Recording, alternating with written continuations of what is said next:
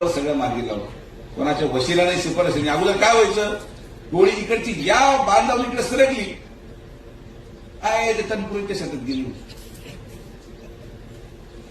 टिपिकेच्या शेतात गेली. आता विषय राहिला नाही. कोणताही बांध ओरडला तरी कमळ येतं, त्यामुळे काही फरक पडत नाही. आणि हे माझा त्रास कमी करण्यासाठी केलंय मी तुम्हाला सांगतो. कधी कधी कांबळावर एका दादाने भागायचं का आपल्याला? आता तीन तीन दादा घ्या माझ्याकडे. मला मगाशी नांबो म्हणले की एक जण आपल्याकडे येतो, म्हणतो कोणाला लांबू नका,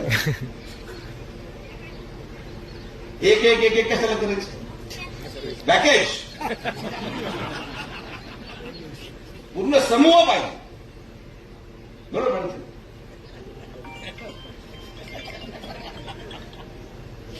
आता कदाचित पाटील साहेबांना ते पटतं का मला माहित नाही.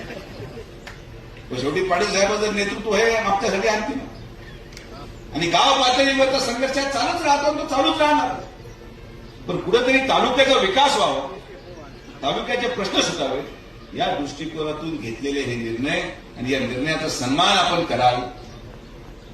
हा जो प्रयत्न मागच्या 3 महिन्यापासून पालकमंत्री माननीय नामदार राधाकृष्ण विखे पाटील साहेबांनी केला, हा पुढाकार जो माननीय मुख्यमंत्री महोदयांनी